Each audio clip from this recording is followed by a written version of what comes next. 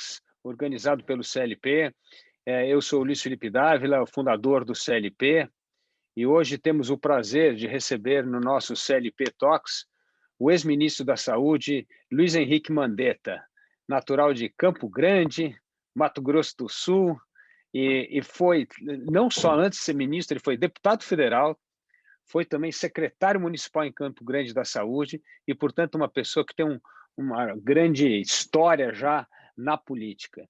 E Mandetta foi o primeiro ministro do governo Bolsonaro na saúde e foi o primeiro a enfrentar o presidente com o seu negacionismo, ou seja, foi o ministro que disse, olha, nós precisamos seguir a ciência e não o negacionismo.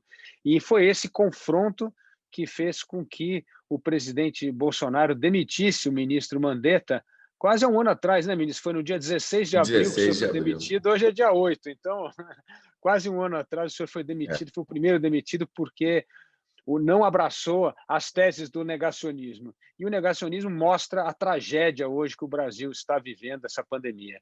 Então, ministro, sem mais delongas, bom dia, bem-vindo ao Café do CLP, e espero que nesses próximos 50 minutos nós possamos conversar não só sobre a questão da pandemia, mas também sobre a esperança, o futuro do Brasil, que no fundo é isso que todos nós queremos hoje, no meio dessa tristeza toda, enxergar alguma luz no fim do túnel. Bom dia, ministro.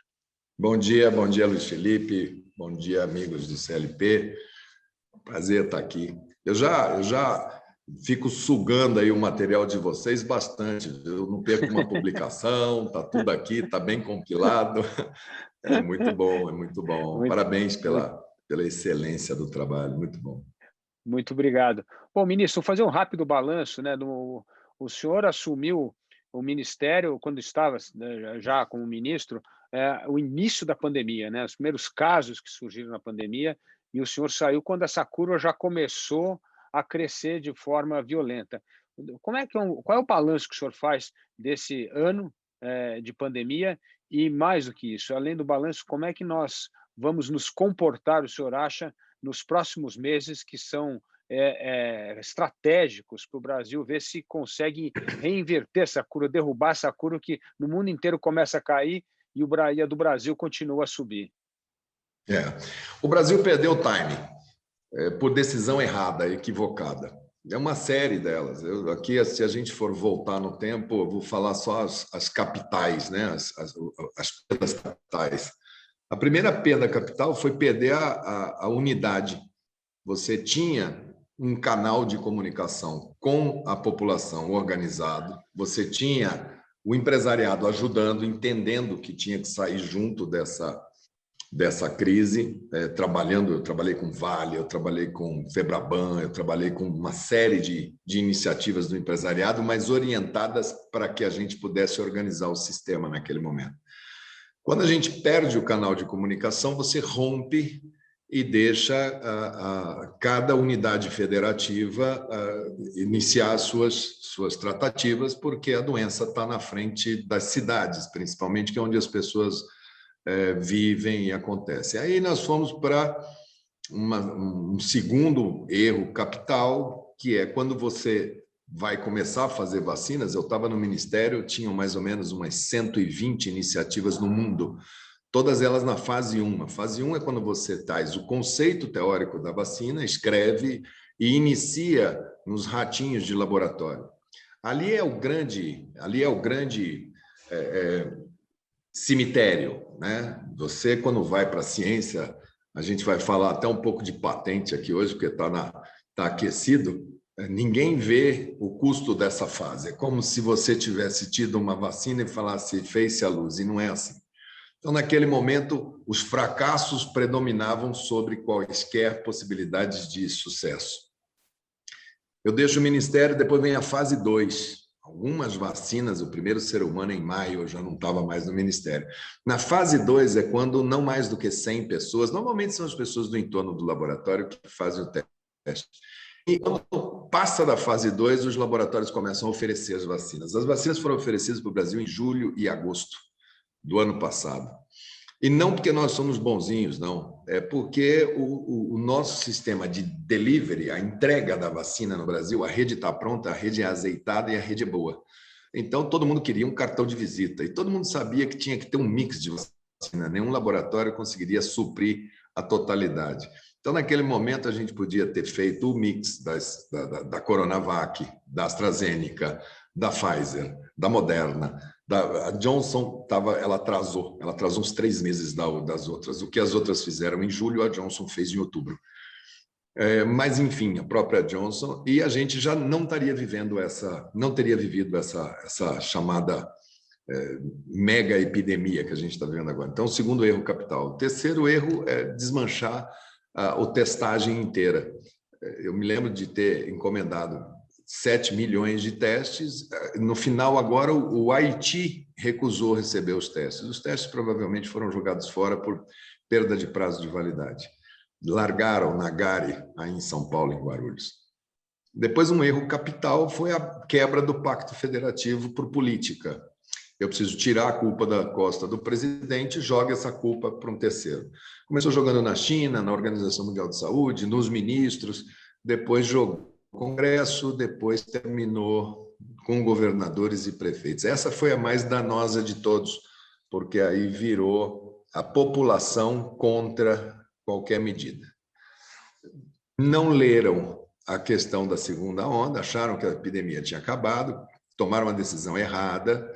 Na sequência veio o colapso de Manaus, eles tiraram os pacientes de Manaus, mandaram um pouquinho para cada estado, para cada capital. Plantaram a cepa em todas as capitais ao mesmo tempo, e nós estamos vivendo uma epidemia em paralelo, do Amapá a Porto Alegre.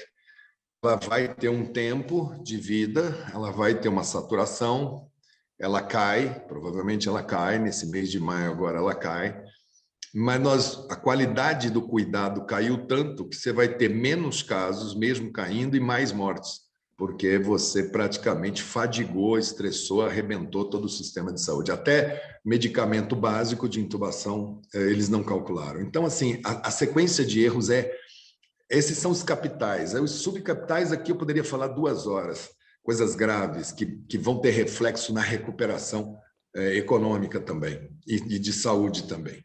Mas não precisava ter sido assim. Esse é o grande ponto, e eu acho que isso foi uma decisão pessoal do presidente, porque quando eu estava lá, todos os ministros, por unanimidade, até aqueles mais ideológicos, diziam ao presidente, foi uma única vez que todos afirmaram para ele que ele estava errado. Mas ele tem uma assessoria paralela que dita o comportamento dele nas redes sociais, e ele se pauta pela rede social. Esse mundo real, o mundo da fábrica, o mundo da produção, o mundo de olhar no olho, entender e fazer, ele não pertence a esse mundo, ele pertence ao mundo virtual. Então, é ali que ele seguia, e ali, às vezes, é um péssimo conselheiro. Aliás, na maioria das vezes, se guiar por número de likes é realmente temeroso. E é o desastre que nós vivemos, né, ministro? Eu queria lembrar a todos que estão participando que vocês podem fazer perguntas para o ministro Mandetta pelo chat, então é só mandar as perguntas. E, aliás, ministro, já está chegando aqui algumas perguntas, eu vou fazer a primeira delas, assim, como é que o senhor vê a questão da entrega dos insumos para a produção da vacina? Hoje mesmo nos jornais está que a China vai demorar a entregar insumos e que o Instituto Butantan ontem parou a fabricação de vacinas. E a segunda coisa, hoje tinha também uma outra notícia preocupante, que ao revelar abertamente o contrato com a Pfizer ameaça a não enviar as doses para o Brasil. Como é que o senhor vê a questão dos insumos e essa história da Pfizer especificamente? Os insumos nós estamos presos a uma lógica de produção desenvolvida aí nos últimos 20 anos com o fenômeno Índia-China. A concentração é absurda nesses dois países. Nós temos 94% das IFAs, dos insumos na Índia, e nós temos na China as escalas todas de produção. Então, quando dois países que têm somados 3 bilhões de habitantes, eles têm pressões internas. Então, eles começam a administrar as suas produções em função das demandas internas.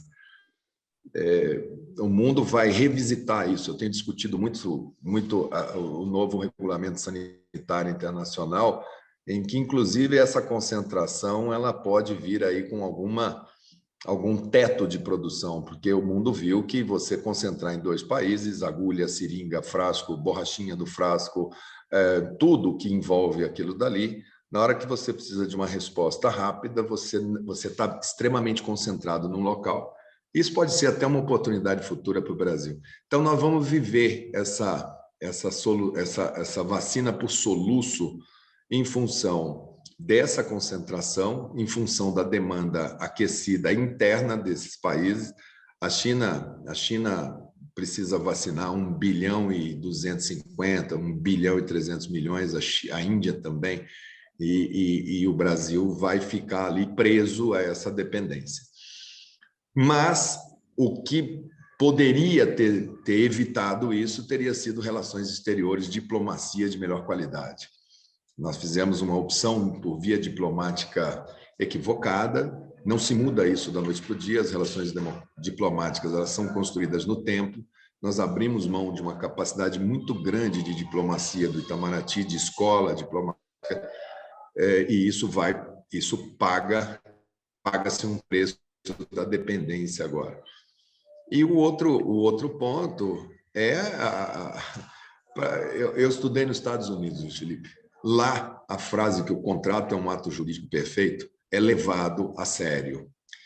Não brinque com maltratar contrato com o americano. Se você maltratar contrato, é uma ofensa tão grande aos princípios que norteiam as relações daquele país que eles não vão vacilar em tomar nenhuma medida para proteger o contrato. Essa é uma medida totalmente equivocada do governo brasileiro. Quando você assina um papel, nos Estados Unidos, isso significa que você está de acordo, você não assinar, você quebrou. Se você quebrou, eles vão lhe aplicar ou uma multa, ou o contrato vai ser considerado nulo e você não precisa fazer a entrega. O mundo está tão aquecido que você faz é falar, não vou vender para o Brasil. No segundo seguinte, aparecem dezenas, centenas de propostas que estão na fila. Então, o Brasil tem que entender o seu lugar nessa fila e parar de fazer gracinha com esse contrato. Ir lá, pedir desculpas para a Pfizer, recolher isso, classificar isso como se é cláusula de confidencialidade, é cláusula de confidencialidade, ponto. Se você assinou, você tem que honrar a prática, você colocou seu nome ali. Então, a relação vai ficar ruim e vai ter que ser reconstruída. É mais um dado da nossa insegurança jurídica, né, que é sempre o questionamento de contratos. Ministro, uma questão importante do ponto de vista político e científico é sempre essa história de forçar mais o lockdown e a situação dramática da economia social, uma crise social incrível, 20 milhões de brasileiros voltaram à pobreza, fome voltou no Brasil de uma forma inacreditável, né, inesperada para um país que já havia feito um programa tão grande de tirar as pessoas da miséria. Como é que o senhor vê essa questão dos lockdown versus a crise social? É possível politicamente sustentar uma coisa ou outra, ou nós vamos ter de ser mais rigorosos nos nossos procedimentos, nas testagens de massa e abrir de forma, vamos dizer, responsável a economia para não paralisar o país? Como é que o senhor vê essa questão específica desse trade-off da ciência e da política com a crise sanitária e a crise social? Nós temos que entender que a doença nova, a gente volta para os princípios, né? É quase como se nós estivéssemos lá em Hipócrates. Eles não conheciam nem micróbio, para vocês terem uma ideia. Nós fomos apresentados praticamente a essa doença sem saber o que causava. Depois falaram, olha, é um vírus. É a única informação que a gente tinha. Sabíamos que era um vírus da classe corona e mais nada. Então, quando você tem uma situação dessa, você volta para os princípios. Nos princípios, se você puder curar, cure. Se você não puder curar, controle. Se você não puder controlar, seja solidário às pessoas que vão ser acometidas pela fatalidade e a letalidade da doença. O lockdown, como remédio para países com IDH altíssimo, como Nova Zelândia, que tem um colchão social tão absurdo como a Alemanha, França, já construíram há tempo isso, já superaram a questão de habitação. O Brasil, 50% não tem nem saneamento básico, transporte público caótico. Então, você pega esse coquetel e analise isso à luz da sua sociedade. Quando nós analisávamos isso, nós pensávamos assim, bom, a primeira coisa que nós temos que fazer é não deixar ser uma epidemia em paralelo.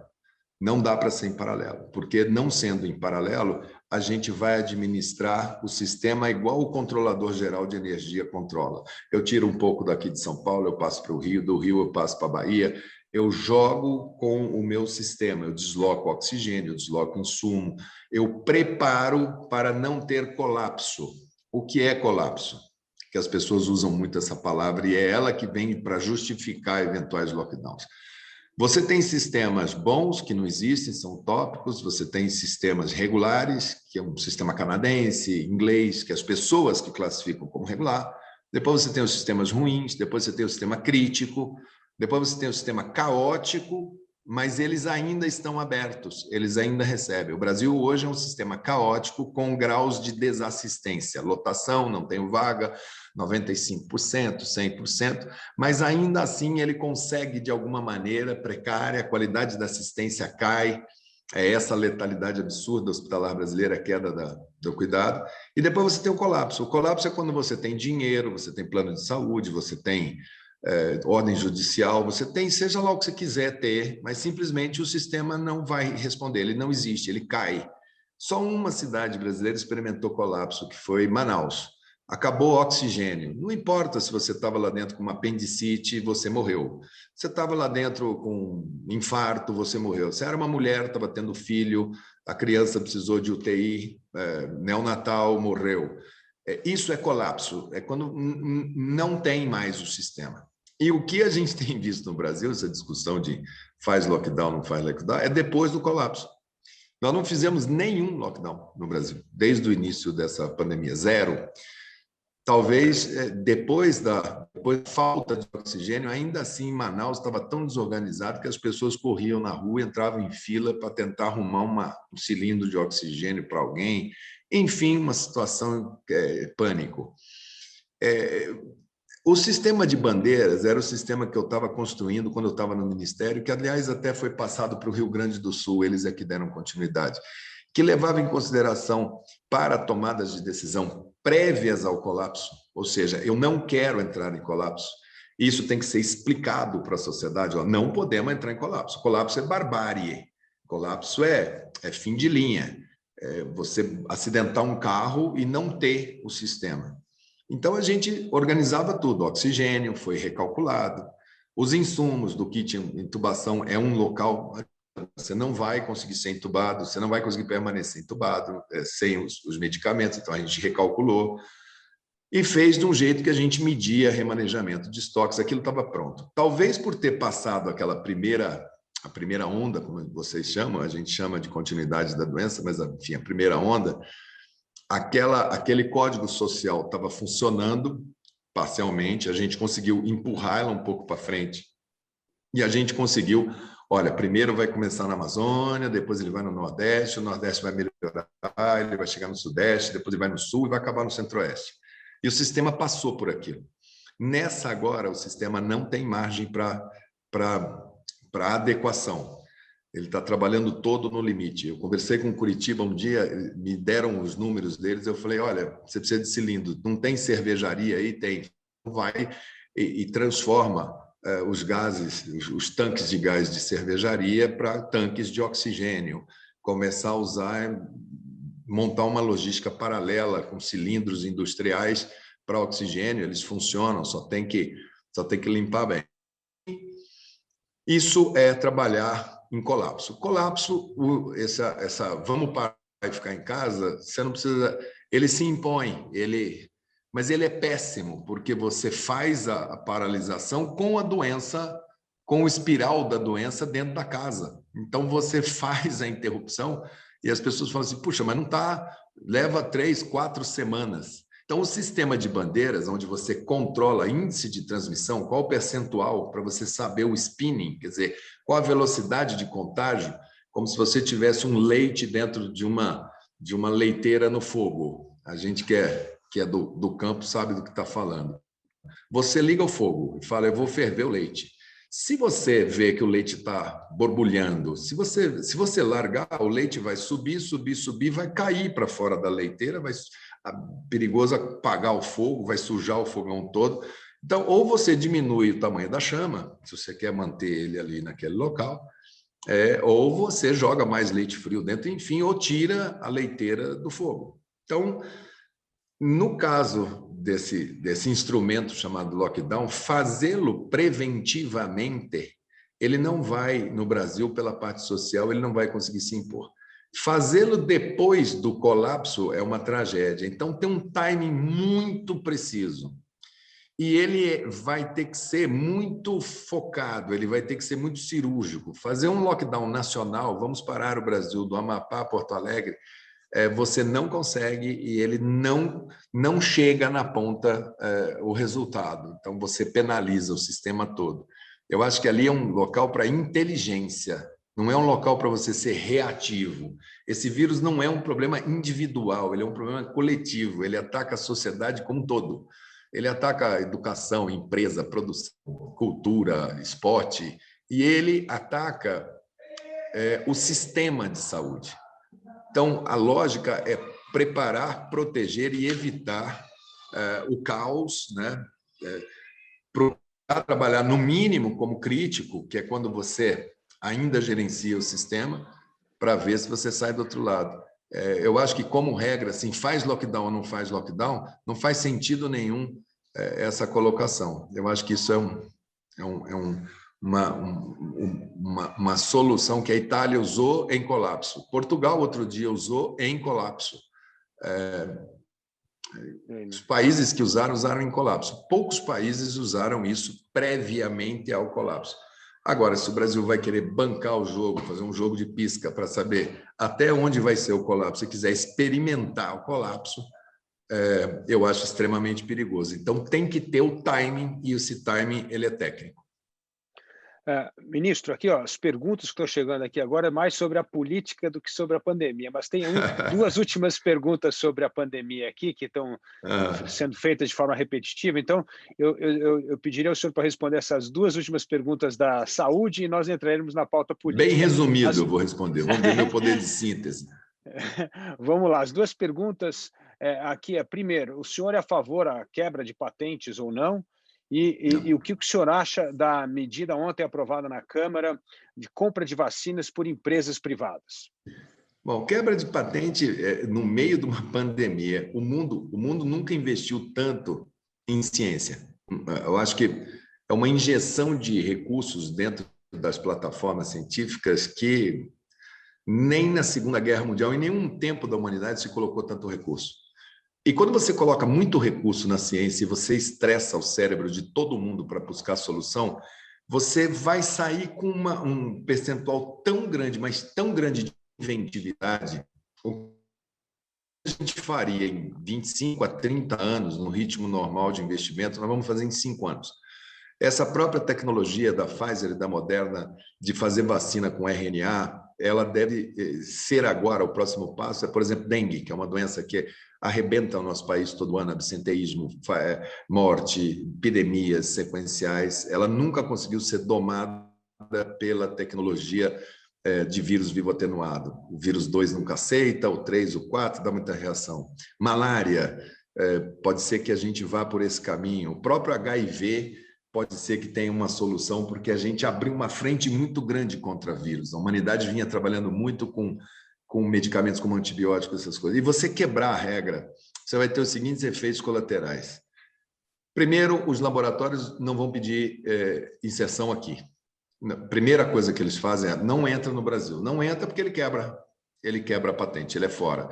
Então, se o Brasil quiser comprar qualquer coisa dessa, ele vem aqui fora e compra aqui. Compra nos Estados Unidos, compra da França, compra em dólar, compra em euro, perde o seu poder de negociação, que é muito bom. O SUS é um sistema muito bom de escala, então você perde. Segundo, que quando eles forem vender, eles vão vender com sobrepreço para compensar a quebra da patente dos outros produtos. Patente, ela tem já... O Brasil assinou o acordo do TRIPS, acho que ali por 96, depois a gente fez essa Lei Geral de Patentes. O Brasil ficou fora de patentes de 1945 até essa época. Foi uma época que praticamente no Brasil não entrou nada. Nós não tínhamos política nenhuma, até talidomida eles mandaram fazer teste aqui na época. Nós temos as vítimas da talidomida porque a gente não tinha nenhum tipo de regulamentação. Nós éramos somente um campo para testagem. Quando você entra nisso, você assina tratados inúmeros. E se não for uma solução global que você faz parte, você fazer isso unilateralmente, é você dizer para o empresariado mundial, ó, não vá para lá. E você vai, vamos supor que você quebrasse a patente e falasse, então vamos fazer uma vacina brasileira com essa patente. Até você entender a fórmula, até você jogar, produzir o IFA, depois até você colocar ela dentro de um frasco. Aquilo dali, eles não fazem tudo num lugar só. Um pedacinho daquilo a China faz, um pedacinho daquilo a Índia faz, um pedacinho no Vietnã. É uma montagem de um produto muito sofisticado, cada um produz um item. Então, muito provavelmente, você poderia quebrar a patente e não teria condição sequer de colocar no frasco. E se colocasse no frasco, até colocar, testar e falar, agora chegou, daqui a um ano e meio, quando você, no mercado, você já vai ter uma solução completamente organizada para isso. Então, não faz nenhum sentido, né? Isso é comum no parlamento. Às vezes tem... Eu me lembro quando teve um crime de um menor, que é um crime muito... que choca muito a sociedade. Na semana seguinte, o Congresso vem e fala assim, vamos fazer pena de morte para criança, vamos prender abaixo de 12 anos, de 8 anos, e a sociedade está... Então, se venderem para a sociedade assim, vamos quebrar a patente porque agora nós vamos fazer tudo no Brasil, aquela coisa ufanista, verde e amarelo, agora chegou a nossa vez, nós vamos produzir aqui, vamos mostrar quem é bom... vai ser de uma infantilidade tamanha e vai se pagar um preço tamanho nessa década que você sequer vai conseguir sentar à mesa antes de você rever a sua lei.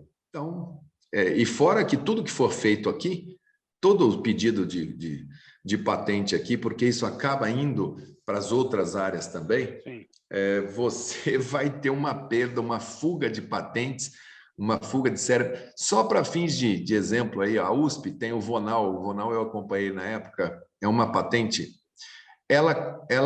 A USP tem mais de 1.200 patentes. O Vonal responde pelo ganho de 99% das patentes, das outras 1.199, é um medicamento.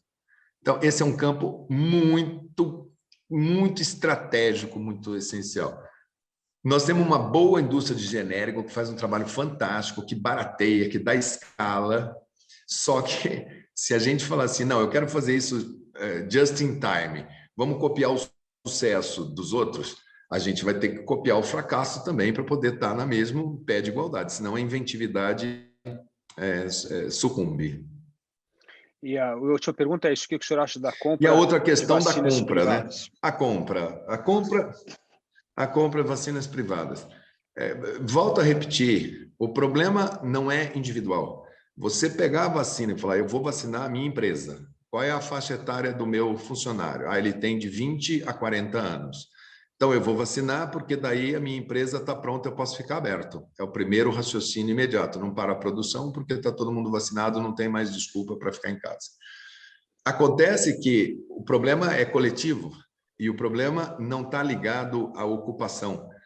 É tão errado você falar, vou vacinar a minha empresa, como é errado um governo chegar e falar, agora eu vou vacinar professor, agora eu vou vacinar caminhoneiro. Por quê? Não, porque politicamente caminhoneiro me é muito importante. Agora tem senador falando assim, botei lá para vacinar os garçons, porque os garçons vão servir os restaurantes. O outro fala, agora eu vou vacinar. O risco é biológico. O risco é faixa etária. Hoje, 86% de quem está nos hospitais tem acima de 60 anos. Ponto. Então, acima de 60 anos, se você não der 2 doses e tiver um comportamento de muita consciência entre eles, você não sai da encrenca. Depois de até 60, são as comorbidades. É o diabético, mas não é comorbidade assim, eu tenho uma unha encravada, eu estou aqui na fila para fazer. Não, tem que dizer quais são as outras doenças que enroscam. Os transplantados, você já gastou mais de 1,5 milhão para transplantar um pulmão e você esse indivíduo, se pegar um corona, morre. Então, esse cara é prioritário, ele tem que ir, porque é ele que faz o desdobramento em saúde que para a economia. É essa a sequência. Quer dizer, se eu pego todas essas pessoas e jogo ao mesmo tempo, o sistema vai para colapso, a economia para. Então, eu acho assim, eu não tenho nada contra a iniciativa privada fazer compras de vacinas, criarem clínicas privadas, concorrerem com o sistema público, acho muito bom. Agora, a lógica de quem vai fazer, ele só tem que entender qual é o efeito. Ele vai comprar, ele vai vacinar a sua força de trabalho, que é jovem, e não vai mudar nada no cotidiano da empresa dele, a não ser aquela coisa assim, puxa, mas que maldade, né? Essa empresa vacinou ele, não vacinou a mulher dele, não vacinou os filhos dele.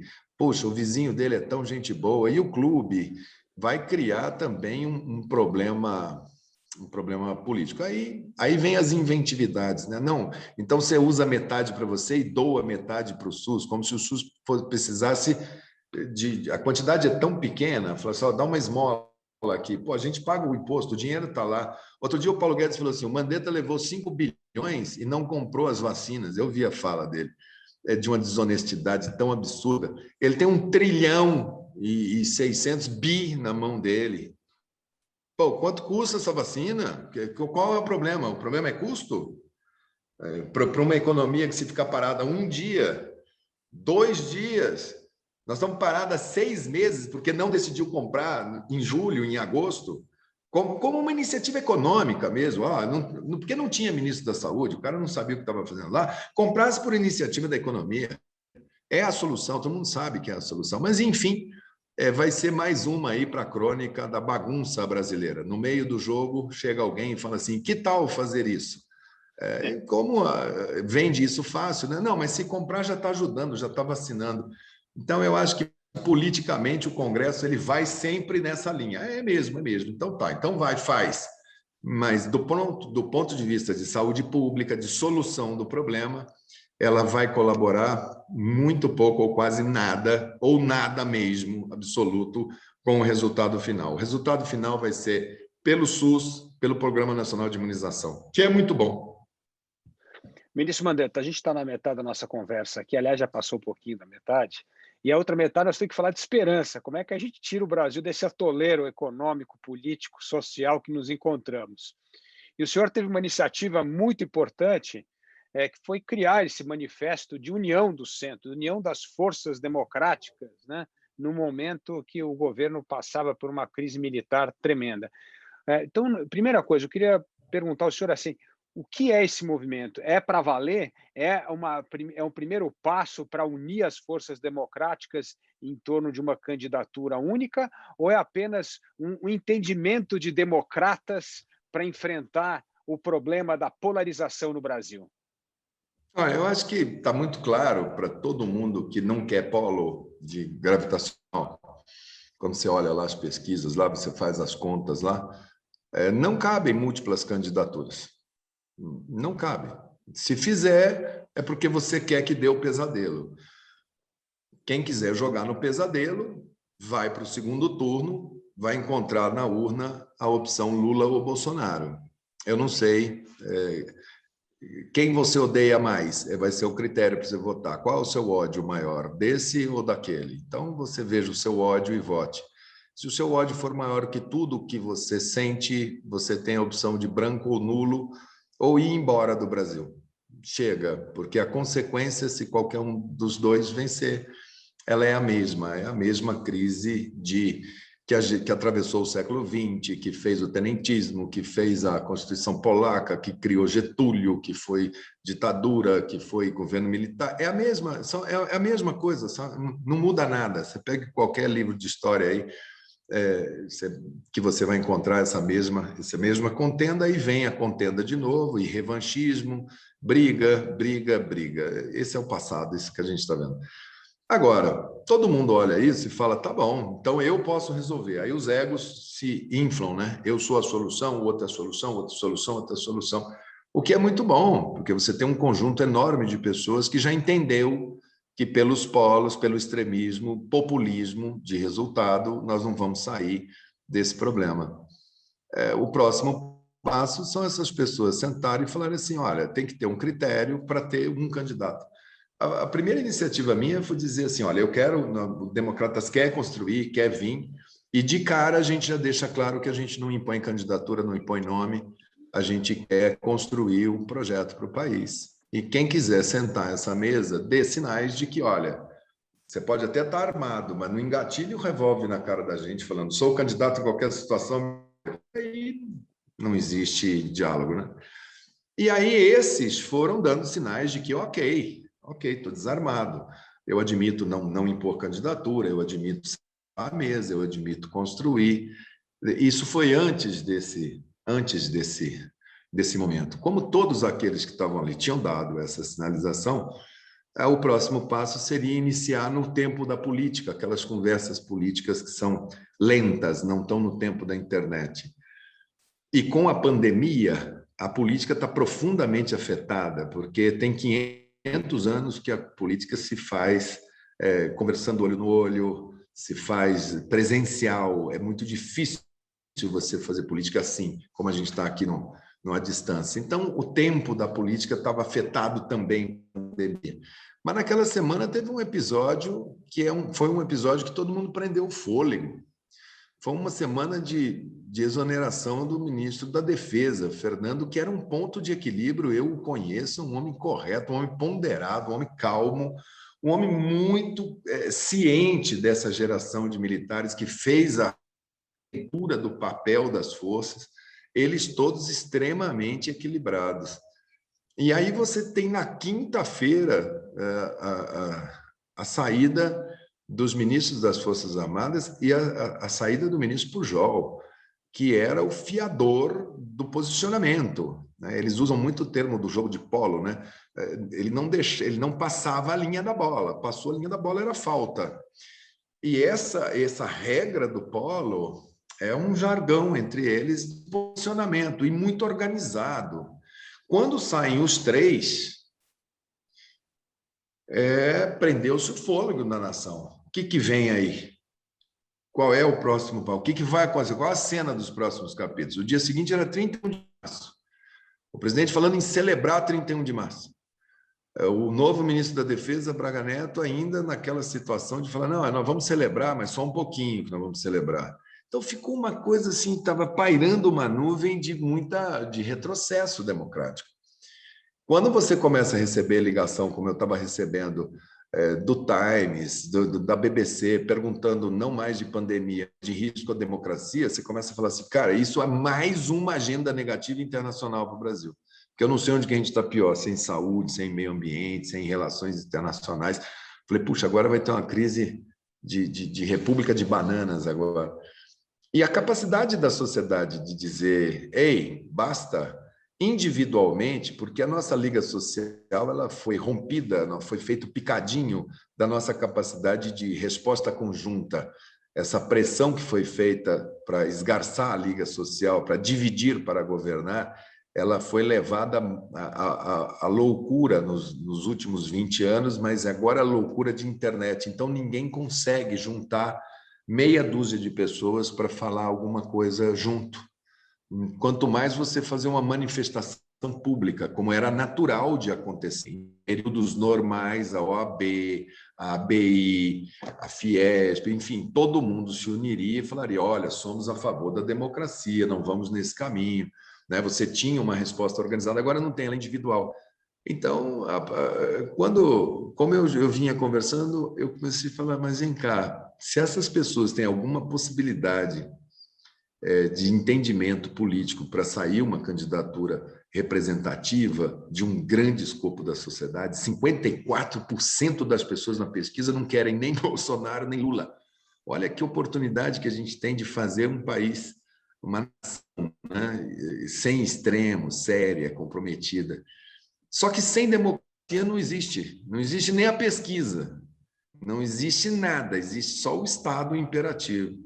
Eu falei, se democracia ameaçada não nos unir nesse momento, nada mais une, nada mais há. Se você não pode se portar frente a um ato claramente antidemocrático, numa situação que o que você precisa para dialogar é democracia. Então, eu acho que o dia impôs, e a nota tinha que sair no dia.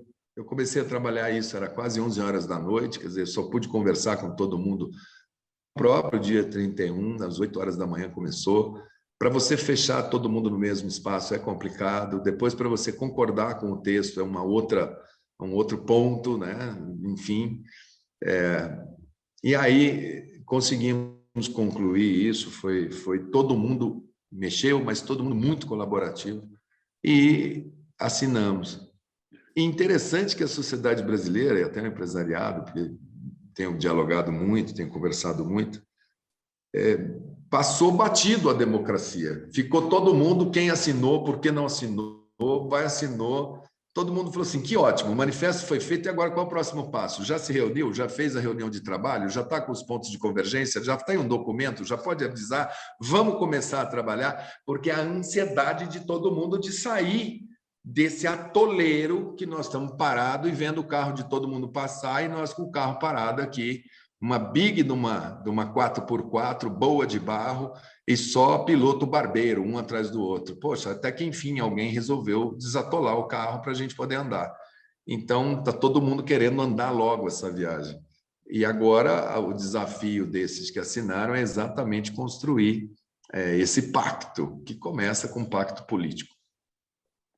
Esse pacto político envolve os partidos ou esse pacto político vai começar por propostas de consenso? Ou seja, o que mais une além da defesa da democracia? Existe algum grupo de proposta de consenso ou pelos partidos? Por onde é que o senhor acha que começa a construção desse pacto político?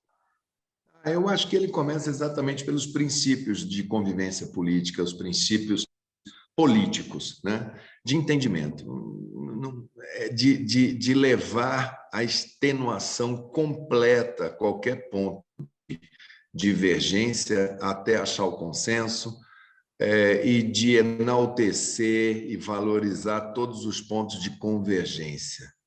Isso pode ser feito, pode ser iniciado num grupo menor? Pode, mas isso vai chegar um momento que isso vai ter que ser feito plural, que vai chegar partido, que vai chegar sociedade, que vai chegar um todo, que vai ter que participar, vai ter que estressar. Eu sonho com um tempo da política similar àquele da política norte-americana, sabe? Se a gente tivesse uma democracia mais madura, principalmente se não tivessem feito o atentado que fizeram à democracia com criação de partidos, com uma lógica totalmente de coaptação, né? De fragmentação e coaptação, talvez a gente pudesse estar falando de prévias. Olha como seria bom, né? Você tem tantas boas opções.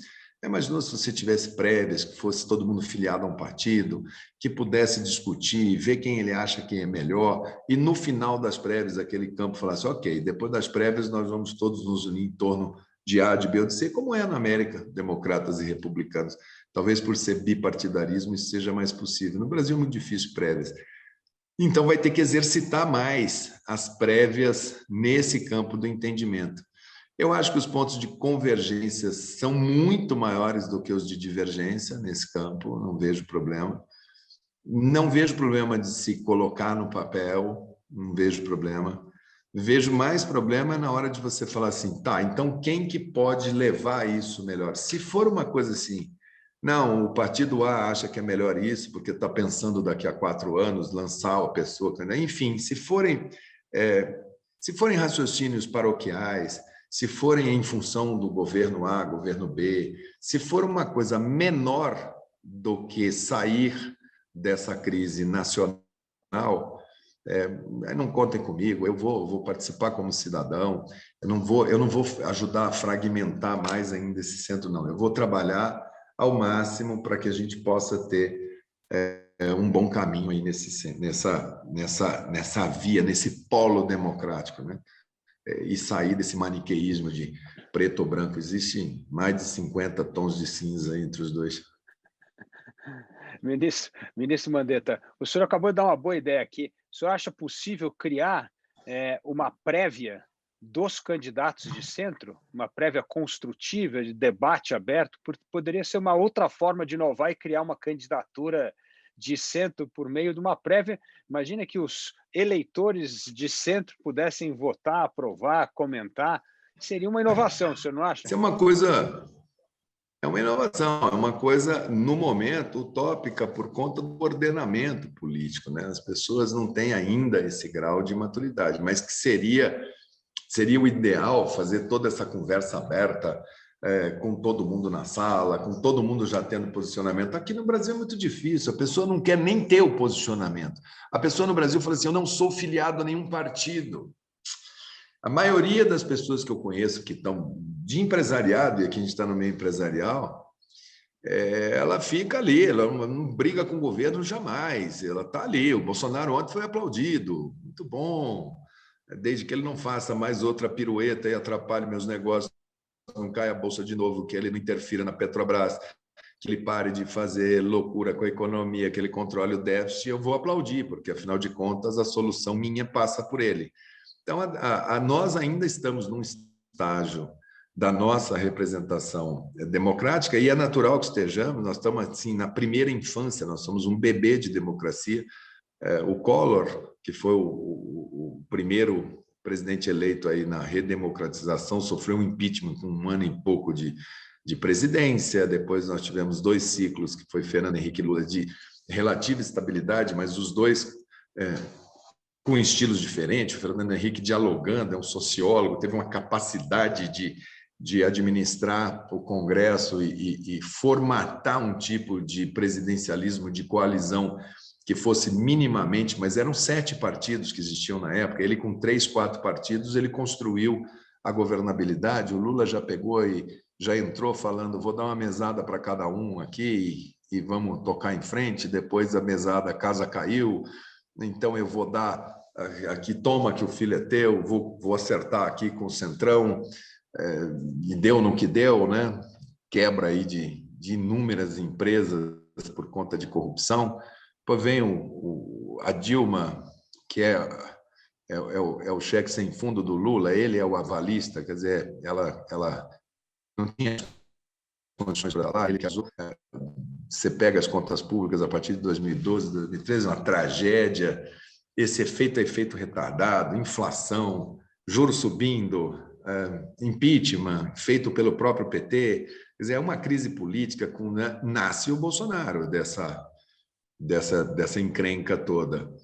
E agora nós estamos aí, primeiros 2 anos de bicuda o dia inteiro, chute na boca do Congresso, chute na cara da imprensa, chute no Supremo, chute no mundo, briga com a França, briga com o planeta Terra inteiro para justificar a falta de entrega, né? Animar auditório, tem ministro lá que é muito bom, principalmente de economia. Agora, entregar produto, do outro lado, pela ótica pública, vai uma distância muito grande, né? E aí vamos vivendo esse pesadelo de ter que conviver com essas 2 fórmulas do absurdo por mais tempo. Não tem saída fácil, não tem. É educação, educação, educação, saída pela educação, ponto. Mas não é educação assim, não, é radicalizar pela educação. Não dá para deixar esses meninos das 7 às 11 e depois falar, vai para casa, tem que ser em período integral. Enfim, são pontos que a gente já experimentou, já viu, e a nossa democracia ela vai seguir. Acho que o fim da coligação proporcional, e isso é uma coisa que todo mundo deveria ficar muito de olho, porque se aprovar o Distritão, vai o mais votado, não vão ser só 22 partidos, não, vão ser 180 partidos com essa forma. Porque daí eu não preciso nada, eu não preciso de ninguém, não preciso conviver com ninguém, basta eu ser candidato aqui, eu ter mais votos que os outros. Quanto mais candidato tiver, mais fragmento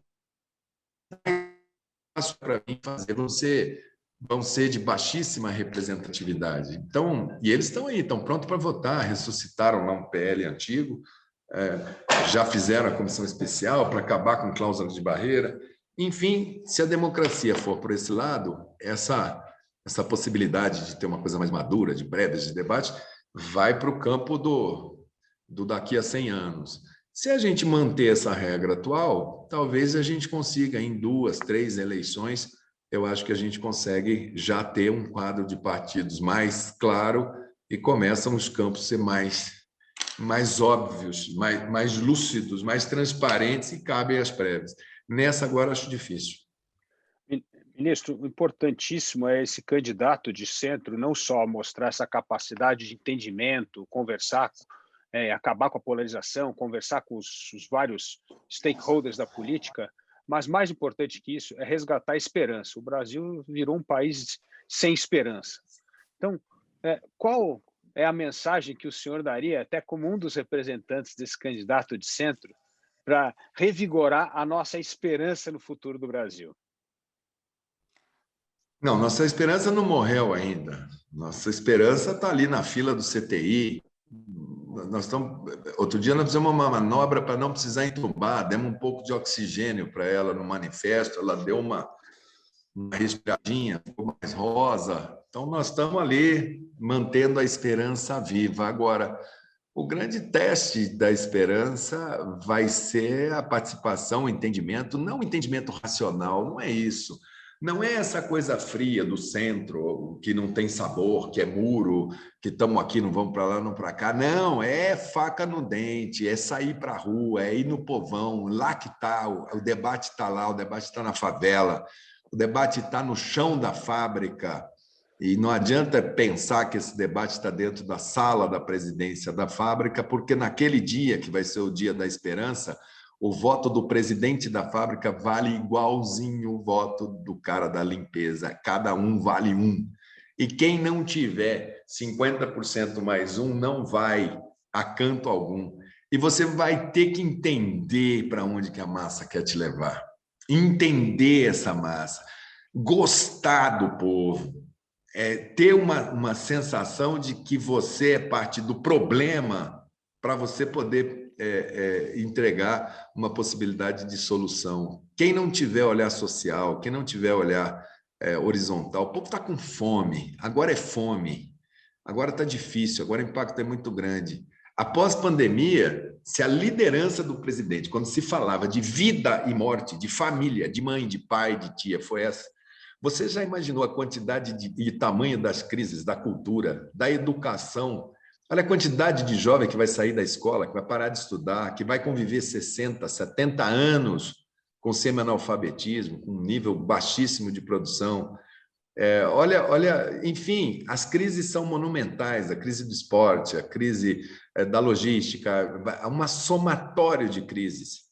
Não é hora para extremo, não é hora para ficar perdendo energia. E vai ter que dialogar com os extremistas também. Eles têm uma energia muito grande. Só que eles estão brigando, ele não conhece o inimigo. Tem que apresentar para ele o inimigo. O inimigo é o analfabetismo, o inimigo é a fome, o inimigo é a falta de comportamento, a falta de integridade, a falta de mérito, é a falta do contrato ser um ato jurídico perfeito, é a falta de dar clareza às regras e zelar pelas regras. Nós estamos ficando cada vez mais pobres, nós estamos empobrecendo, nós não estamos gerando oportunidade de trabalho qualificada num mundo que já teve revolução industrial, revolução da comunicação, e agora nós vamos para pós. E nós estamos aí fazendo curso técnico de torneiro mecânico. Né? E cadê a moçada? Cadê o emprego de qualidade? Esse brilho nos olhos é que quem tiver vai representar a esperança. Quem conseguir chegar nessa, o empresariado, ele gosta, ele é sensato, ele lê o valor, ele está aqui no CLP, ele está preocupado, ele precisa saber, afinal de contas, quem é essa pessoa, posso planejar com ele, não posso, posso fazer meu plano de investimentos para médio prazo. Essa taxa de juros de longo prazo aí não está boa não, né? O pessoal fala muito da Selic, mas e a TJLP? Por que está subindo? Que dólar é esse a 5,70? Põe no debate aí. Por que ele não está 4,20, 4,30, que é onde ele tinha que estar? Por quê? O que explica isso? Insegurança política, insegurança de fundamento. Então, se não houver, se as pessoas não entenderem, reforma tributária, eu quero fazer assim, quero fazer... Meu amigo, olha aí nos países da OCDE, vocês olham tanto, qual o tamanho do passivo tributário, do questionamento jurídico, seja administrativo ou jurídico, do recolhimento de tributos no Brasil? 75%. Os outros países, 0,12%, 0,10%. Vai continuar com essa forma? Mas tem que abrir. É isso que é a esperança da pessoa ter capacidade de apresentar para a sociedade, dialogar. O presidente tem que ir lá no Congresso, ele tem que pedir o púlpito antes da votação, ele tem que falar, ó, estou aqui no executivo, mas a solução vai sair daqui. Põe na tela aqui que eu quero explicar para vocês. Olha a situação que nós estamos. Ninguém pode alegar desconhecimento. Ah, eu votei assim porque meu partido mandou. Não, você tem que fazer de acordo com... você está aí, você tem... A gente pode mostrar caminhos, entendeu? A gente pode falar, ó, esse passo aí vai cair no abismo, mas a gente não vai poder dar o passo se a gente não estiver junto. E não vai ter outro jeito de fazer, a não ser por essa via. Eu não detesto esse nome centro. Eu acho de homens centrados, sensatos. Eu falo terceira via. Eu falo, terceira via não é a primeira, ou melhor, é a única. Se você quiser saber, a única inteligente. Vai de encontro ao que a gente tem de valores. Os imigrantes já deram para a gente. Oh, cadê os Matarazzo? Cadê? Eu fui lá em Santa Maria de Castelo Abate, é da mesma cidade do meu avô, meu nono. Era amigo dele, só que fez uma fábrica de refrigerante em Mato Grosso do Sul. Imagina, hein? O cara em Mato Grosso, em 1920, cheio de terra e boi lá, ele resolveu fazer uma fábrica de refrigerante lá. Indústria. Cadê a indústria? Por que só 13% de participação no PIB? Cadê o Ministério de Indústria e Comércio? Oh, acabou? Apagão? Desistimos? Vamos virar um entreposto agrícola? É a mesma proposta do Paraguai, daqui a pouco não temos mais indústria, tá bom. Não tem mais indústria. Paga 10% aí e deixa o chinês deitar e rolar. Aí fica correndo atrás de máscara, porque só tem na China. Então, essa esperança, esse movimento, isso é de energia. Isso é coisa da gente chegar e falar, ó, vamos pôr sapato no pé e fazer. Ninguém vai fazer pela gente, não. Esquece. Não vai ser o Trump que vai. Você acha que o Trump fala assim, brasileiro é bonzinho, né?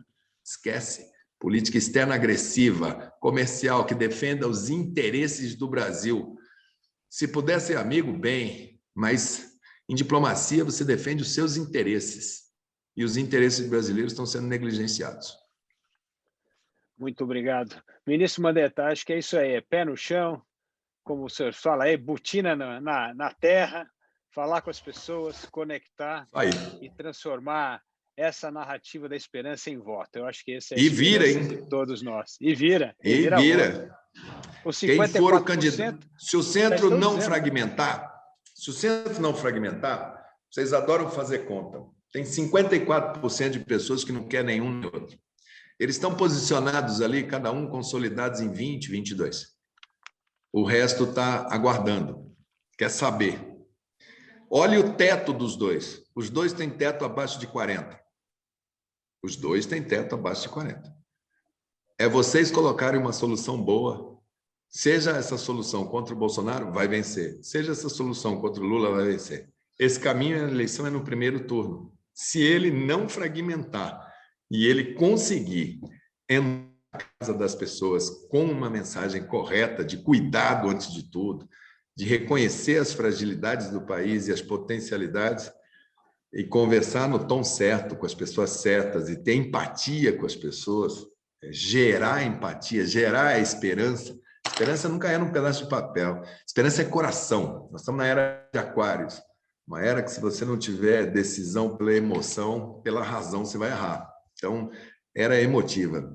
Tem que ir para cima, conversar, dialogar, e tem todos esses nomes que estão ali, todos eles têm essa qualidade. É esse que é o bacana, porque se somarem, vai ser uma capacidade coletiva. Eu não sei quem vai ser o candidato, mas, assim, se for para fragmentar, não conta comigo, que eu não vou participar de uma coisa que eu já sei que é pesadelo, né? Existe um sonho, existe um pesadelo. Tem gente que gosta, que acha que o pesadelo é inevitável, né? Então, ó, eu tive um pesadelo, é inevitável, vai acontecer, minha sexta-feira 13 está marcada. E tem gente que sonha. Eu, quando tenho pesadelo, eu rezo um Pai Nosso, uma Ave Maria, e falo, nunca mais quero sonhar com isso, deixa isso para lá, esquece, né? Agora, quando eu tenho um sonho bom, eu falo, cara, tomara que hoje à noite eu sonhe com ela de novo, ou coisa boa, né? Estava num lugar bacana, eu quero transformar o sonho em realidade.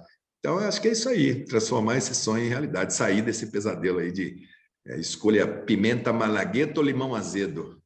Pô, vamos botar uma farinha aí, fazer um pirão, de repente a gente sai com uma coisa melhor do outro lado, né? Mais palatável. Esse é o desafio, esse é o desafio. Está todo mundo chamado aí para ajudar, seja lá quem você entender. Eu acho que é por aí. Muito obrigado, ministro Mandetta, muito obrigado por participar aqui do nosso CLP Talks e Muito também bom. agradeço às 120 pessoas que nos seguiram a manhã toda aqui nessa conversa. Agradeço a participação de todos, as perguntas e até o próximo CLP Talks. Eu prometo que eu vou trazer todo mundo que assinou o Manifesto do Mandetta aqui para conversar com a gente. O importante é isso, Manifesto é a da gente começar Democracia. a Manifesto da Democracia para começarmos a revivar um pouco da nossa esperança na democracia e nos candidatos que defendem a democracia. Então, muito obrigado a todos e um bom dia a todos. Muito bom.